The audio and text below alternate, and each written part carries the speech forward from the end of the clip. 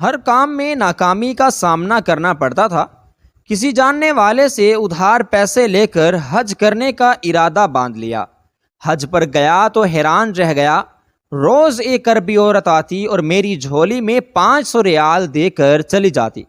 مجھے لگا شاید سبھی عربی اتنے دریا دل ہوتے ہیں، لیکن اگلے روز اس عربی عورت نے کہا، اگر تم میرا ایک کام کرو گے تو تمہیں 500 ریال دوں گی۔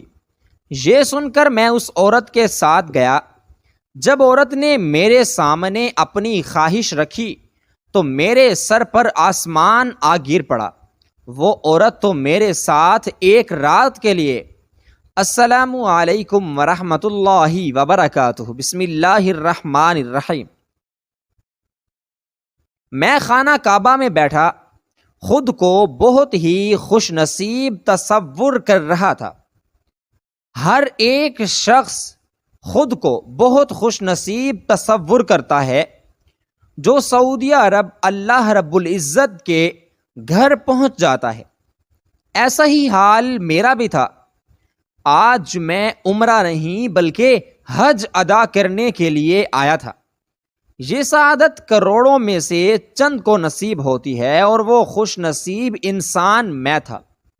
لیکن تھوڑی دیر پہلے جو گفتگو میری اپنی بیوی کے ساتھ موبائل فون پر ہوئی تھی، اس کے بعد میں بہت زیادہ اضطرابی کیفیت کا شکار ہو گیا تھا، کیونکہ جو اس نے مجھے کہا تھا وہ میرے اوپر گڑھوں پانی ڈالنے کے برابر تھا۔ مجھے یقین نہیں آ رہا تھا کہ وہ الفاظ میری بیوی کے ہیں۔ وہ تو کافی دیندار عورت تھی، لیکن جو بات اس نے مجھ سے کہی تھی وہ مجھے بہت ہی تکلیف میں مبتلا کر چکی تھی۔ میں ابھی انہی سب چیزوں کے بارے میں سوچ رہا تھا کہ اچانک ہی مجھے ایک بہت ہی خوبصورت خوشبو اپنے ارد گرد محسوس ہوئی۔ میں نے فوراً ہی بے ساختہ اپنا سر اٹھا کر سامنے کی طرف دیکھا تھا۔ میرے سامنے ایک عربی عورت حجاب پہنے کھڑی ہوئی تھی، جو مجھے بہت ہی گہری نگاہوں سے دیکھ رہی تھی۔ میں ان کے دیکھنے سے یکدم ہی گڑبڑا گیا تھا۔ میں کوئی سوال ان سے پوچھتا، اس سے پہلے ہی انہوں نے جھک کر میری جھولی میں 500 ریال ڈالے اور مجھے ایک معنی خیز مسکراہٹ سے دیکھ کر چلی گئی۔ میں اپنی جگہ سے بے ساختہ اٹھا تھا اور اپنے ہاتھ میں وہ ریال تھام کر ان کے پیچھے بھی جانا چاہتا، لیکن وہ حرم کے صحن میں ایسی کھوئی کہ مجھے دوبارہ نظر نہیں آئی تھی۔ میں حیران و پریشان اپنے ہاتھ میں وہ 500 ریال پکڑے بیٹھ گیا تھا۔ مجھے یقین ہی نہیں آ رہا تھا کہ میرے پاس اس وقت 500 ریال موجود ہیں۔ عربی لوگ اتنے دریا دل بھی ہو سکتے ہیں، مجھے اس بات کا علم نہیں تھا۔ وہ عورت مجھے 1-2 ریال نہیں بلکہ 500 ریال دے کر گئی تھی۔ میں نے بے ساختہ اللہ تعالیٰ کے گھر کی طرف رخ کیا اور سجدہ ریز ہو کر ان کا شکر ادا کیا تھا۔ میں یہاں پر ادھار کے پیسوں سے آیا تھا۔ میرے پاس اتنا روپیہ پیسہ موجود نہیں تھا کہ میں اپنے گھر والوں کی خواہشات کو پورا کر پاتا۔ مجھے تو پیسوں کی ضرورت تھی، لیکن جتنے پیسے میں یہاں لے کر آیا تھا وہ بس میرے یہاں رہنے کے لیے ہی کافی تھے۔ اگر میں ان میں سے بے وجہ پیسوں کا استعمال کرتا تو یقیناً میں بہت بڑی مشکل میں پڑ سکتا تھا، اور میں ایسا فی الحال کوئی کام نہیں کرنا چاہتا تھا جس سے میں مشکل میں پردیس ملک میں مشکل میں آؤں۔ میں نے تھوڑی دیر خانہ کعبہ میں ہی گزاری، اس کے بعد میں اپنے ہوٹل میں چلا گیا تھا۔ چند روز جب میں خانہ کعبہ عبادت کے لیے آیا تو وہی عورت شاید میرے انتظار میں کھڑی ہوئی تھی۔ مجھے دیکھتے ہی اس نے میرے سامنے 500 ریال کیے اور خاموشی سے چلی گئی، جبکہ میں تو حیران و پریشان رہ گیا تھا کہ وہ عورت مجھ پر اتنا نظر کرم کیوں کر رہی ہے۔ مجھے اس کی یہ منطق بالکل بھی سمجھ نہیں آ رہی تھی۔ نہ جانے وہ عورت کون تھی جو اتنی زیادہ مجھ پر مہربان ہو رہی تھی۔ میں نے ایک بار پھر سے اللہ تعالیٰ کا شکر ادا کیا اور وہ 500 ریال اپنے پاس رکھ لیے۔ میں 3 مہینے کے ویزے پر حج کے لیے آیا ہوا تھا۔ اب یہی عمل وہ عورت 2 سے 4 بار کر چکی تھی۔ وہ ہر روز ہی آتی اور مجھے 500 ریال تھما کر خاموشی سے چلی جاتی۔ اس کے پیسے دینے کی وجہ سے میری بہت سی مشکلات حل ہو گئی تھی۔ میں نے اتنے پیسے اپنے پاس اکٹھے کر لیے تھے کہ میں واپس جا کر ادھار کے پیسے لٹا سکتا تھا، اور جو میری بیوی بول رہی تھی میں اس کی فرمائشوں کو بھی پورا کر سکتا تھا۔ میں ہر وقت اب اللہ تعالیٰ کا شکر ادا کیا کرتا تھا، کیونکہ ان کی وجہ سے ہی میں یہ سب مجھے نصیب ہو رہا تھا۔ وقت اپنی رفتار کے مطابق گزر رہا تھا اور مجھے تقریباً 10 دن ہو گئے تھے، لیکن وہ عورت اپنے اس فعل سے باز نہیں آئی۔ وہ ہر روز ہی مجھے 500 ریال دے کر خاموشی سے لوٹ جاتی تھی۔ میں نے بھی کبھی اس سے کوئی کسی متعلق سوال نہیں کیا، کیونکہ مجھے پیسوں سے مطلب تھا۔ میرے دل میں لالچ آ چکی تھی۔ میں چاہتا تو اس عورت کو روک کر اس سے سوال جواب پوچھ سکتا تھا کہ بہن تم مجھے اتنے پیسے کیوں دیتی ہو، اور وہ بھی روزانہ، اور اکثر اوقات مجھے یہ خیال بھی آتا تھا، لیکن میں اس خیال کو فوراً ہی جھٹک دیا کرتا تھا، کیونکہ میں نہیں جانتا تھا کہ اس عورت سے یہ سوال پوچھنے کے بعد وہ مجھے کیا جواب دے گی۔ مجھے کہیں نہ کہیں اس بات کا بھی ڈر تھا، کہیں وہ میرے سوال کے بعد مجھے پیسے دینا بند ہی نہ کر دے۔ اسی وجہ سے میں نے اس سے کوئی سوال و جواب نہیں کیا تھا۔ وقت اپنی رفتار کے مطابق گزرتا جا رہا تھا، اس عورت کو مسلسل مجھے پیسے دیتے ہوئے 15 دن ہو گئے تھے۔ آج 16واں دن تھا۔ وہ عورت آج میرے آنے سے کافی دیر پہلے ہی وہاں پر آ چکی تھی۔ اس نے مجھے آتا دیکھا تو میرے قریب ہی بیٹھ گئی۔ میں حیران رہ گیا، کیونکہ ایسا پہلی بار ہو رہا تھا، ورنہ تو وہ عورت ہمیشہ آتی تھی اور خاموشی سے پیسے دے کر چلی جاتی تھی، لیکن آج اس کا اپنے قریب بیٹھنا مجھے حیرت میں مبتلا کر چکا تھا۔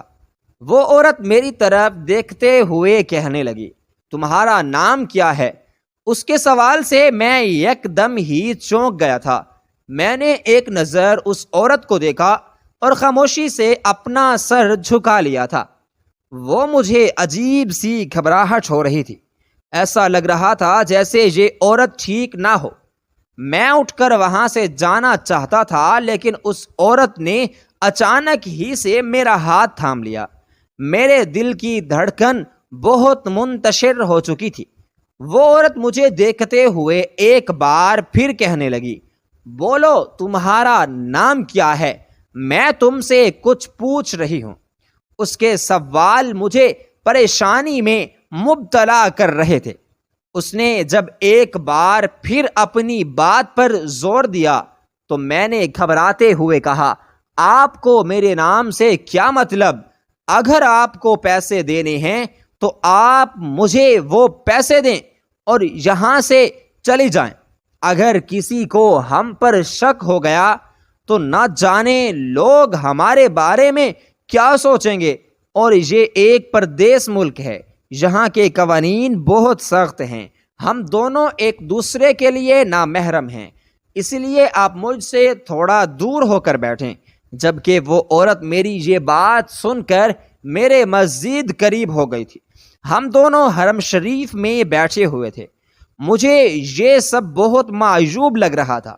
میں اٹھ کر وہاں سے جاتا، اس سے پہلے ہی اس عورت نے میرا ہاتھ اپنے دونوں ہاتھوں میں تھاما اور میری آنکھوں میں دیکھتے ہوئے کہنے لگی، میرا اگر ایک کام کر دو گے تو میں تمہیں 5000 ریال ایک ساتھ دوں گی۔ اگر تمہیں میری یہ شرط منظور ہے تو یاد رکھنا تمہاری دنیا بدل جائے گی۔ تم جو حاصل اپنی زندگی میں کرنا چاہتے ہو وہ تمہیں میسر آ جائے گا۔ میں نے حیران ہو کر اس عورت کی طرف دیکھا تھا۔ وہ عورت مجھے ایک ساتھ 500 نہیں بلکہ 5000 ریال دینے کی بات کر رہی تھی۔ میری آنکھیں تو یکدم ہی چمک اٹھی تھیں۔ میں نے اس عورت کی طرف دیکھتے ہوئے دھیرے سے پوچھا، ایسا کون سا کام کرنا ہوگا جس کا آپ مجھے 500 نہیں بلکہ 5000 ریال دیں گی؟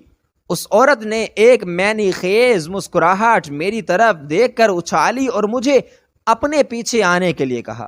مجھے وہ عورت ٹھیک تو نہیں لگ رہی تھی، لیکن 5000 ریال کی لالچ مجھے اس کے پیچھے جانے کے لیے تیار کر چکی تھی۔ وہ عورت سیدھا سیدھا حرم شریف سے نکل کر روڈ پر چلتی جا رہی تھی۔ میں اس کے پیچھے ہی تھا۔ مجھے اپنا ایک ایک قدم من کا بھاری لگ رہا تھا۔ میں نہیں جانتا تھا کہ وہ عورت مجھے لے کر کہاں جانے والی ہے، لیکن میں اتنا تو سمجھ گیا تھا کہ جو بھی ہوگا وہ ٹھیک نہیں ہوگا۔ ایک پل کو میرے دل میں یہ خیال بھی آیا تھا کہ میں یہاں سے مڑ جاؤں، کیونکہ آگے جانا خطرے سے خالی نہیں لگ رہا تھا، لیکن 5000 ریال کی لالچ نے میری آنکھوں پر پٹی باندھ دی تھی اور میں خاموشی سے اس عورت کے پیچھے چلتا جا رہا تھا۔ تھوڑی دور جا کر اس عورت نے ایک ٹیکسی روکی اور مجھے اپنے ساتھ بیٹھنے کے لیے کہا۔ میں خاموشی سے اس کے ساتھ بیٹھ گیا۔ گاڑی اپنی منزل پر رواں دواں تھی۔ گاڑی کے اندر بالکل خاموشی تھی۔ اس عورت نے چند باتوں کے بعد مجھ سے کوئی بات نہ شیئر کی، نہ ہی اس نے مجھے کوئی بات بتائی تھی۔ میں نے ایک دو بار اس سے کچھ سوالات کرنا چاہے تھے، لیکن اس کے چہرے کی طرف دیکھ کر کوئی بھی سوال کرنے کی مجھ میں ہمت نہیں ہوئی تھی۔ وہ عورت سعودیہ عرب کے ایک اندرونی علاقے کی طرف مجھے لے کر گئی تھی۔ وہاں پر ایک معمولی سی بلڈنگ تھی جہاں پر وہ عورت رہائش پذیر تھی۔ وہ عورت مجھے اپنے ساتھ دوسری منزل پر موجود اپنے گھر میں لے کر داخل ہو گئی تھی۔ مجھے نہیں معلوم تھا کہ وہ میرے ساتھ کیا کرنے والی ہے۔ میرے دل کی دھڑکن بہت منتشر ہو رہی تھی۔ اس فلیٹ میں کوئی بھی موجود نہیں تھا۔ اس نے مجھے مہمان خانے میں بٹھایا اور خود کمرے کے اندر چلی گئی تھی۔ میں بالکل تنہا کمرے کے اندر بیٹھا ہوا تھا۔ وقت اپنی رفتار سے گزرتا ہی جا رہا تھا، لیکن وہ عورت اپنے کمرے سے باہر نکلنے کا نام ہی نہیں لے رہی تھی۔ میرے دل میں تجسس نے ڈیرے ڈال لیے تھے۔ نہ جانے وہ عورت کمرے کے اندر ایسا کیا کر رہی تھی جس کا مجھے کوئی علم ہی نہیں تھا۔ کافی دیر گزر جانے کے بعد میں ہمت کر کے اٹھا اور اس عورت کے کمرے کے قریب گیا تھا۔ مجھے یہ سب کافی ناگوار گزر رہا تھا۔ میں نے سوچ لیا تھا کہ میں ایک بار اس عورت کو واپس اپنے ہوٹل چلا جاؤں گا۔ جتنے پیسے مجھے اب تک اس عورت نے دیے ہیں اتنے کافی ہیں، مزید پیسے لینے کی مجھ میں اب کوئی ضرورت نہیں ہے۔ لالچ بہت بری بلا ہے۔ ایک لالچ انسان کو ایسی جگہ لے کر ڈوبتی ہے جس کا وہ سوچ بھی نہیں سکتا، اور میں ایسا کوئی کام نہیں کرنا چاہتا تھا جو میرے لیے بعد میں باعث نقصان ہو۔ میں اس عورت کے کمرے کے قریب گیا ہی تھا کہ اچانک ہی اس عورت نے دروازہ کھولا اور سامنے کا منظر دیکھ کر میری تو چیخ نکل گئی، کیونکہ وہ عورت، میں نہیں جانتا تھا کہ زندگی گزارنا اتنا مشکل کام ہے، کیونکہ میں نے بچپن سے لے کر اب تک صرف اور صرف ماں باپ کے سائے میں ہی زندگی کو گزاری تھی۔ میں اپنے ماں باپ کی اکلوتی اولاد تھا، لیکن بدقسمتی سے میرے ماں باپ کے پاس اتنی جائیداد، اتنا پراپرٹی اور روپیہ، پیسہ، دولت کچھ بھی موجود نہیں تھا جو وہ مجھ پر خرچ کرتے، لیکن انہوں نے اپنی ذات سے بڑھ کر مجھے اہمیت دی تھی اور مجھ پر پیسہ خرچ کیا تھا۔ انہوں نے مجھے پڑھا لکھا کر ایک قابل انسان بنایا تھا۔ وہ مجھے معاشرے میں ایک اعلیٰ مقام دے کر اس دنیا فانی سے کوچ کر گئے تھے۔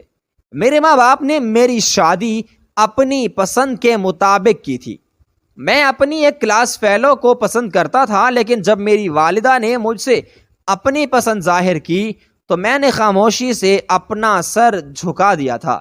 میں اس میں بھی خوش تھا، لیکن میری بیوی بہت الگ طبیعت کی مالک تھی۔ میں نے جب سے ہوش سنبھالا تھا اپنے لیے ایک ایسی بیوی چاہیے تھی جو میرے ہر غم میں میرے ساتھ کھڑی ہو، میرا خیال رکھے، مجھے بے وجہ تنگ نہ کرے، تانے نہ دے، بلکہ میری ڈھال بن کر رہے۔ لیکن خدا نے تو میری سنی ہی نہیں تھی۔ میری بیوی بہت الگ قسم کی عورت تھی۔ اس کے لیے پیسہ، روپیہ ہی سب کچھ تھا۔ میں نے خود کو ایک مشین بنا لیا تھا، ہر وقت کام کرتے رہنا، کوئی نیا منصوبہ تیار کرتے رہنا۔ میں اس میں ہی مشغول رہتا تھا۔ میں نے اماں ابا کی حیاتی میں ہی ان کے ہمراہ ایک عمرہ ادا کیا تھا۔ اس کے بعد سے میرے دل میں خواہش تھی کہ میں خانہ کعبہ حج ادا کرنے کے لیے آؤں۔ میں نے بہت جد و جہد کی تھی، لیکن میں اتنا پیسہ جوڑ ہی نہیں پایا تھا کہ میں حج کی سعادت کے لیے سعودیہ عرب پہنچ جاؤں۔ میں نے بے چاہ سے اپنا یہ بزنس شروع کیا تھا۔ مجھے پورا یقین تھا کہ میں ضرور کامیاب ہوں گا۔ میرے ماں باپ زندگی میں اکثر مجھ سے کہا کرتے تھے کہ تم کاروبار کرو، سچے دل سے کرو، انشاءاللہ تم کامیاب ضرور ہوگے۔ ویسے تو میری ایک پرائیویٹ جاب تھی جس میں میرا بس گزر بسر ہی ہو رہا تھا، لیکن میں نے کبھی بھی ناشکری نہیں کی تھی۔ اس میں سے ہی میں نے بچا بچا کر اپنے کاروبار کے لیے پیسے اکٹھے کیے تھے۔ میں نے ایک بہت بڑے مال میں ایک دکان کرائے پر لی تھی اور اس میں لاکھوں کا مال ڈالا تھا، لیکن بدقسمتی سے میرا یہ کام سب ٹھپ ہو گیا تھا۔ دکان کے مالک کی نگاہیں بدل گئی تھیں اور اس نے مجھ سے دکان خالی کرنے کا بول دیا تھا۔ سارا کام دھندا سب کچھ خراب ہو گیا تھا۔ میں پہلی دکان میں ہی ناکام ٹھہرا تھا۔ میں نہیں جانتا تھا اس سب کے پیچھے کیا وجہ تھی، لیکن میری دکان چلنے سے پہلے ہی بند ہو گئی تھی۔ مال میں کوئی مجھے دکان نہیں دینا چاہتا تھا کیونکہ میرا امیج خراب ہو گیا تھا کہ چند دن بعد مالک نے دکان خالی کروا لی۔ یقیناً مجھ میں کوئی کوتاہی ہے جب ہی ایسا ہوا، اس لیے سب نے مجھے دکان دینے سے منع کر دیا تھا۔ کاروبار کی وجہ سے میں نے اپنی جاب بھی چھوڑ دی تھی۔ میں نے جب دوبارہ ان لوگوں سے درخواست کی کہ مجھ پر رکھ لو تو انہوں نے مجھے منع کر دیا۔ میں بہت زیادہ دل برداشتہ ہو گیا تھا۔ ہر جگہ سے مجھے ناکامی ہی مل رہی تھی۔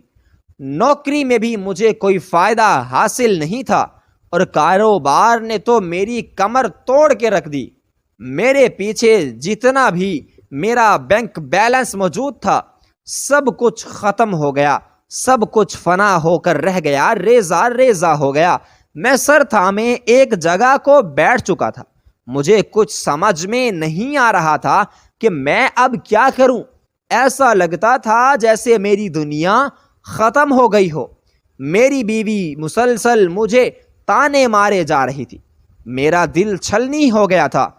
ایک پل کو میرا دل کیا کہ میں اپنی بیوی کو طلاق دے کر اس کو اپنے گھر سے چلتا کر دوں، لیکن مجھ میں خدا کا خوف تھا۔ اگر آج میں کسی کی بیٹی کے ساتھ یہ سب کرتا تو کل کو میرے ساتھ بھی یہی ہونا تھا۔ اللہ تعالیٰ نے مجھے 2 اولاد سے نوازا تھا، ایک بڑا بیٹا اور ایک بہت معصوم سی بیٹی۔ اگر آج میں کسی کی بیٹی کو طلاق دیتا تو کل کو مجھے بھی یہی سب دیکھنے کو ملتا۔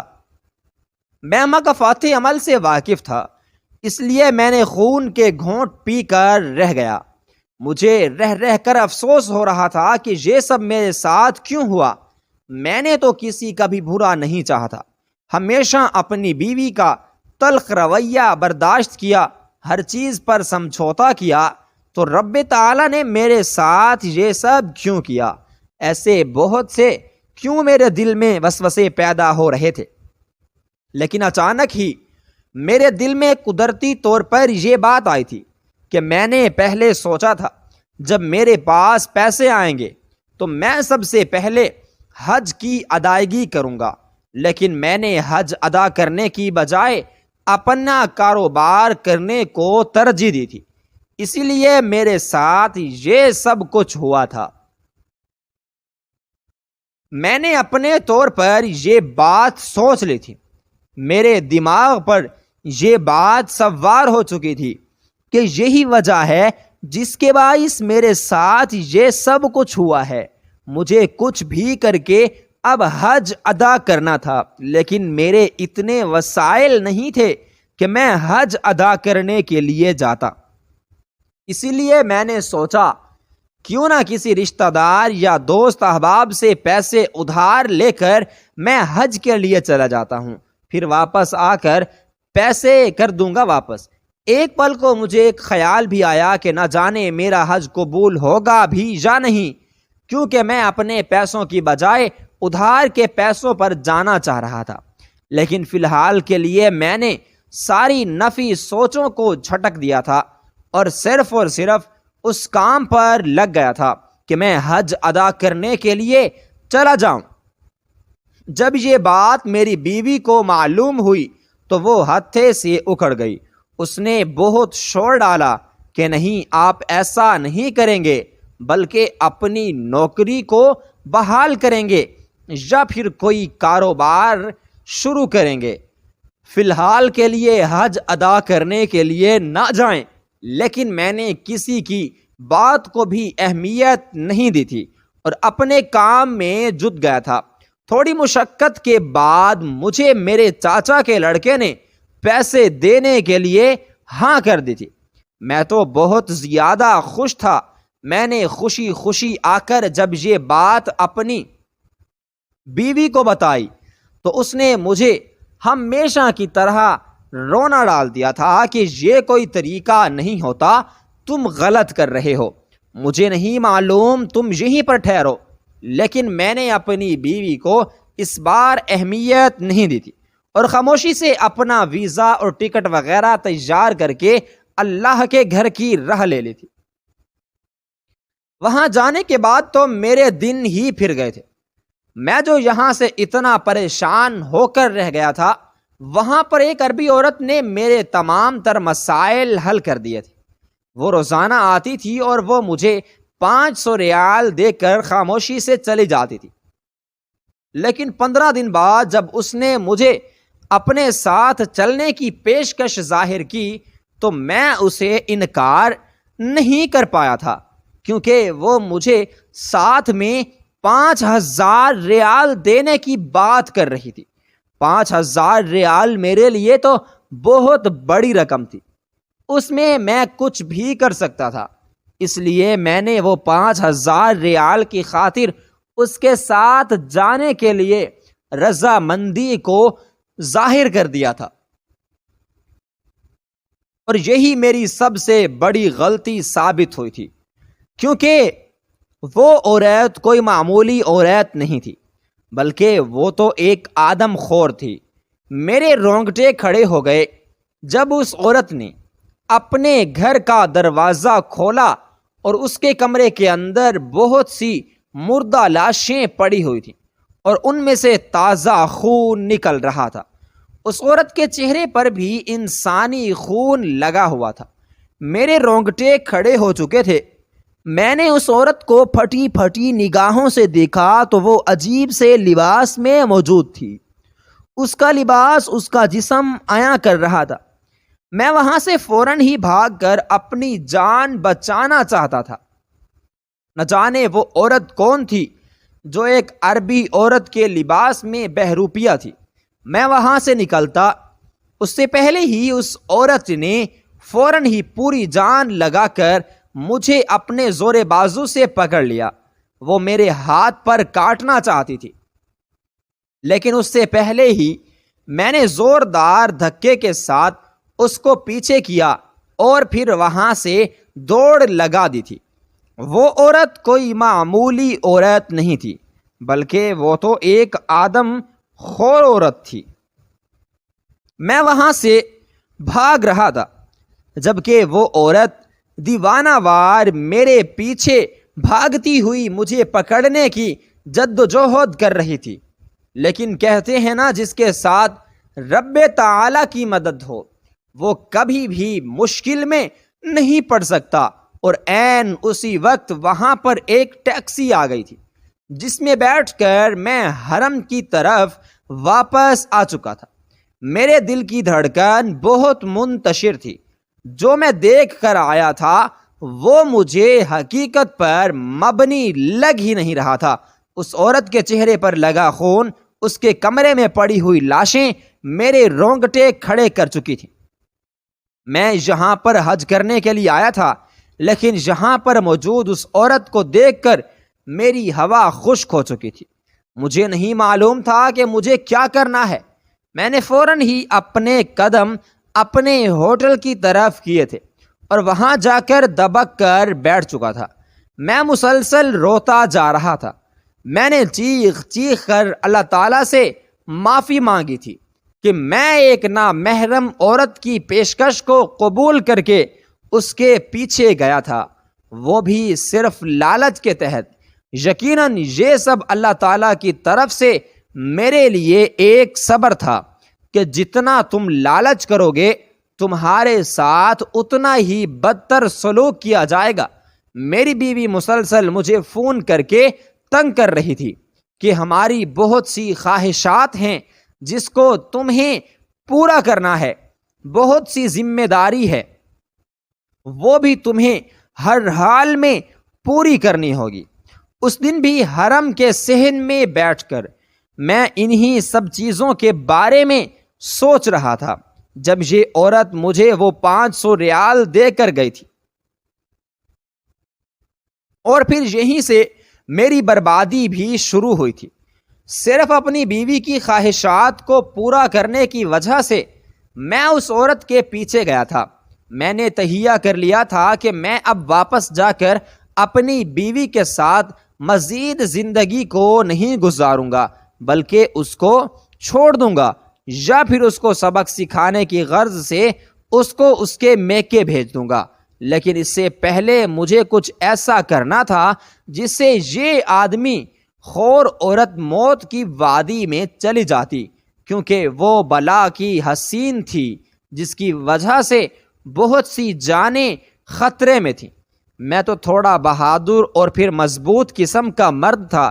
جب ہی میں اس آدم خور عورت کے چنگل سے بچ کر نکل آیا، لیکن اگر میرے علاوہ کوئی کمزور سا آدمی اس عورت کے ہتھے چڑھ جاتا تو یقیناً اس کا حال بھی ان مردہ لاشوں کی طرح ہی ہونا تھا۔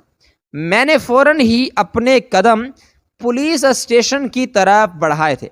وہاں جا کر میں نے تمام تر رویداد الف سے لے کر یہ تک ان کے گوش گزار کر دی تھی، جبکہ میرے کہنے کے مطابق ان لوگوں نے نہ میرا مذاق اڑایا تھا، نہ ہی میری باتوں کو انہوں نے نظر انداز کیا تھا، بلکہ فوراً ہی کارروائی شروع کی گئی تھی اور اس عورت کو پکڑ کر بند کر دیا گیا تھا۔ تھوڑے دنوں بعد ہی اس کا فیصلہ سنا دیا گیا تھا۔ وہ اور انسانوں کے لیے ایک بلا تھی، اسی لیے اس کو سرکار نے پھانسی کا حکم دیا تھا، جبکہ ایسی عورت کو پکڑوانے پر مجھے ایک بہت بڑے انعام سے بھی نوازا گیا تھا۔